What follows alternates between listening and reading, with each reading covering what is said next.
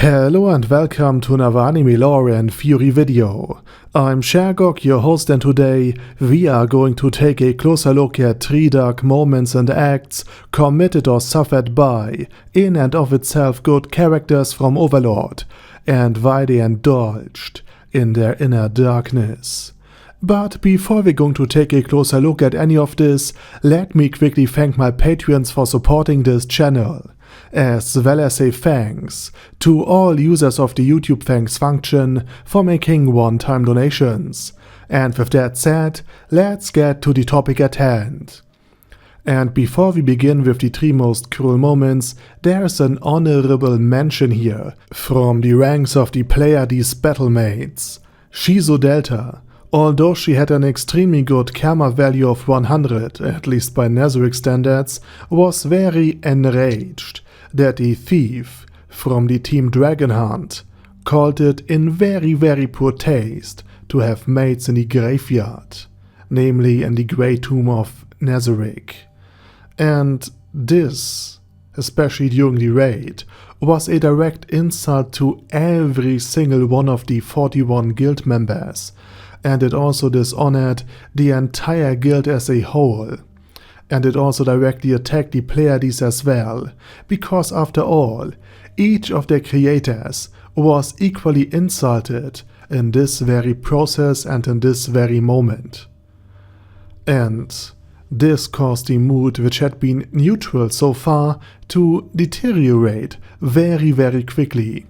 And all members of the Team Dragonhunt soon realized that the thief had made a serious misstep.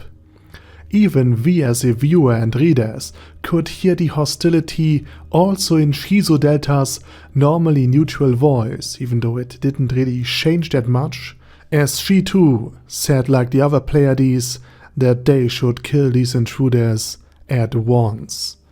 And all of this would have gone against Nezaric's plan, as Team Dragonhunt was supposed to be used only to test the defense of Nezaric.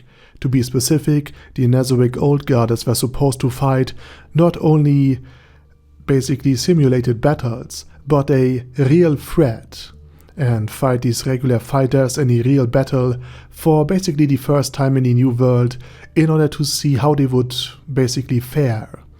And they performed way better than expected. Although the team around Palpatra Ogrin was basically weaker than anticipated, so... And during all of this, it must also be said that it at least took a direct call to order from no other than Yuri Alpha, the vice commander, to get all of the Pleiades, including Shizu Delta, back to focusing on the original task at hand, and to remind them of the plan. As I said, it's worth mentioning that even Shizu Delta can also be very ruthless, if circumstances demand it. And now we come to the first misstep of a good character, who nevertheless hit the mark perfectly. But first things first. Sebastian, the Butler of Steel, was together with Climb and Brain Anglaus raiding a rather unpleasant pleasure house in Volume 5. And while Climb was fighting for his life in the first battle against Succulent, Sebastian caught the high-ranking officer, Stefan Heivisch, in the act of indulging in his sadistic impulses on a young and severely mistreated woman. And this utterly disgusted Sebas, because Sebastian had inherited the original personality and the sense of justice directly from Touch Me, simply because Touch Me left Sebastian's character description blank, and thus Sebas inherited his character traits basically one-to-one. And this is why Sebas not only saved Tuare and the other inmates of the brothel, but also personally punished Stefan Heivisch for his behavior. Even though Sebas, with a karma value of 300, undoubtedly belonged to the good NPCs of the Grey Tomb of Nezaric, who didn't enjoy watching people suffer, he couldn't help but think upon seeing all of the cruelty and violence against the innocent people in the capital of the Kingdom of Riestais, that demiurge of all people and NPCs might have been right about what he says about humans and the people of the outside world, and how he treats them. Sebas was simply that disgusted. by especially Stefan Havish's behavior. So he struck him with a single kick to the abdomen. And Sebastian is strong. If he had wanted to, he could have easily turned Havish's entire body into a very, very, very abstract piece of art. Rather many splattered pieces. But he used just enough force to cause Havish's internal organs to burst, and showing that his death would be particularly slow and brutal.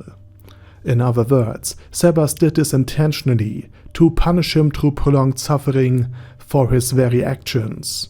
And now let's move on to something I wish we could see far more often in any superhero anime, or even a normal anime or series in general, when the heroic troops, the protagonists, have a survival instinct and don't just recklessly throw themselves into a hopeless situation out of blind idealism. Instead they flee, to either stay alive or to fight another day. But that's exactly what doesn't happen in most other anime. They will swear they will go down together as friends and teammates, only to save the day in the end. And out of the 100 people fighting, only 2 were injured, and maybe 1 side character dies. And that's basically what happened in the 4th Great Ninja War from Naruto, for example. And only Neji and Madara were hit, while everyone else who died had already passed away beforehand. Okay, the plot didn't survive intact either, and we don't need to start on Boruto either, but most people aren't death-wishing heroes. Even if they fight for a good cause, they still want to save their own skin and stay alive. And that's exactly what happened in Overlord. Specifically, Lakius and Lakius alone wanted to face certain doom alongside Renna, because Princess Renna wanted to stay with her family and the people of the Kingdom of Riestais, and wanted to go down with her nation and awaited the end. And Lakius wanted to stay by her good friend Renna's side in this time, in order to support her. And therefore she also decided to stay behind and face certain death. And so the Blue Roses would go down together, defending their homeland bravely until the very end. But in actuality, only Lakius wanted to do that, and the other 4 members, namely Gargeran, Tia, Tina, and especially Evil Eye, who had lived for over 200 years already, and had seen her own kingdom and many other nations fall during the fight against the evil gods 200 years ago, knew that the fall of a country does not mean the end of the world, and that it was entirely possible to flee to the end of the world. And Evil Eye and the rest of Blue Roses did exactly that. So Lakius was poisoned, under a false pretense, then attacked by the twin assassins and Gargeran, and finally restrained by Evil Eye thanks to mind control. And Evil Eye had the power, the will, and the mana to teleport herself and the Blue Roses out of the kingdom, even while the trap had almost closed. However, she couldn't do that if Lakius would resist it and refuse to participate in the teleportation, since Evil Eye would have to rest often and use multiple teleportation spells to cover the vast distances of an entire country. And Evil Eye, it seems, also wanted to flee back to her old kingdom, in Vernia. In other words, Lakius would have caused problems during every new teleportation attempt had she not been put under mind control against her will, as she of course still wanted to stay with Renna and go down with her.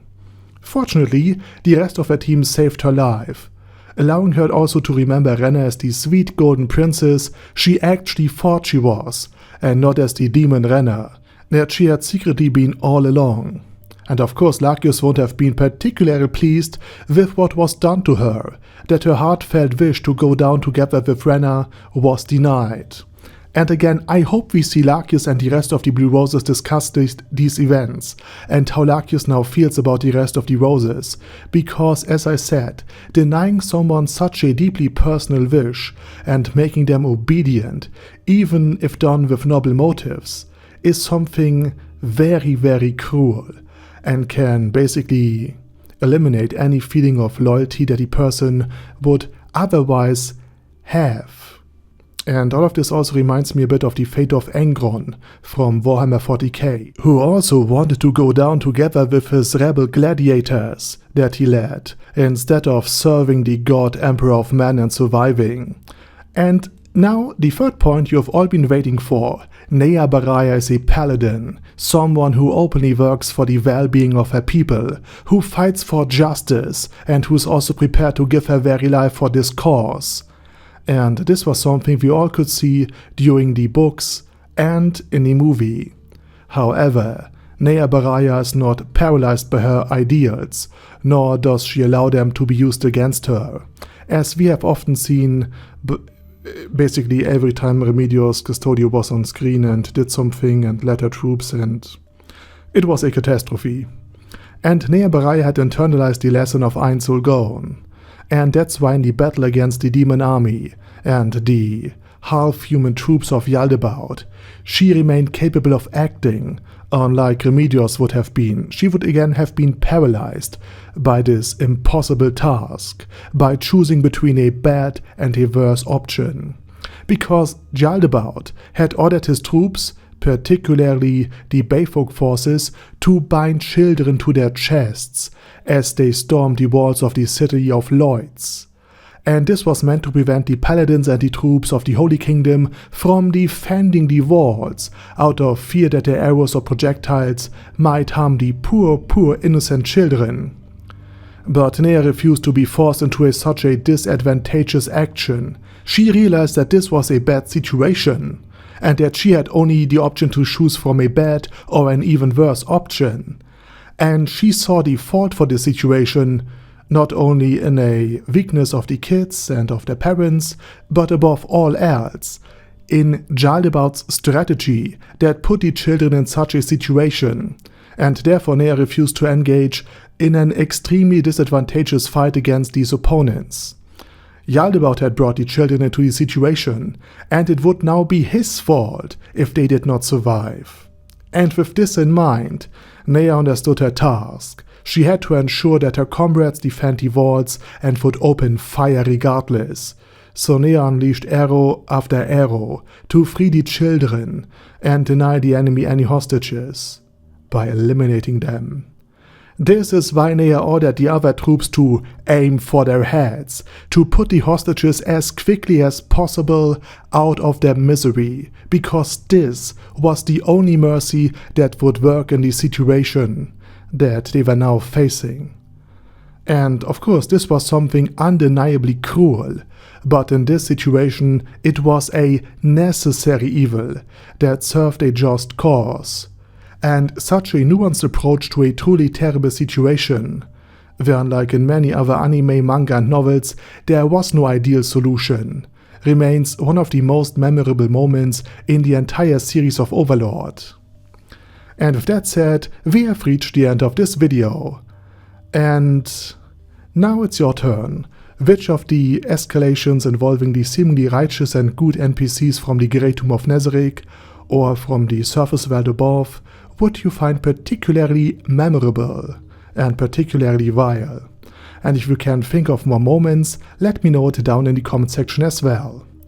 And with that said, also please check out my German channel, my fantasy channel, and if you don't want to listen to my voice or accent, but are still very interested in the things I have to say, I have made an AI channel, where I use an AI voiceover for my videos. And the channels are all linked down in the video description. Also please check out my Patreon if you want to support me beyond just leaving a like or sub. And with that said, thank you very much for watching, thanks to all of my Patreons for supporting this channel, and special thanks to Ada Daddy Ada, ASK, Bad Guy Ye, Bad Burrito 316, Bezer, Ben C, Brandon D, Chrissy, Crowley 0221, Sia, Crystal Prime, Dead Slime, Death is Mercy, Deathless Dragonlord, Demon Xenomorph 1987, Devin Downen, Ding Dong, Din Pep, Dragonlord Placido Saxophone, Duckwagon, Dunkler Krieger, Dystopia, Dystopia II, Enigmatic Unicorn, Thiralchivan, Guy with That Head, Hector Moreno, Hoss, Huster, Jacob G, Jana B, Jason, J. Morris, Chromius, Kyle R, Lee K. Long, Legendarius, Lelouch V. Britannia with a Mustache, Lexus Fox, Lord Nishiki and Rai, Lord Touch Me, Lofrazer, Merovec, Mr. Shoes, Mr. Tweaker, Michael R, Michael Y, Nope, Oh Hell No, Normal Toad, O'Kill, Overlord General Gasper, Paddy Pantum, Personage, Ruru, Primus 11, Rhinomere, Cune Caracos P, Shergox's Daddy, Shadow Lightning Wolf, Shrine Keeper, Sir Axolotl, Super Tier Magic Batista Bomb, Supreme Cheese, Staris, Ted, Texas Deer, Diorg Warboss, Rock Ed Smasher, T.E. Wang, Vash Hawkeye, Vegito 27, Venture Fanatic, Wilhelm, Zinukai, and Sonagon. Thanks guys. Anyway, have a nice day, and I hope to see you all again soon under my next video.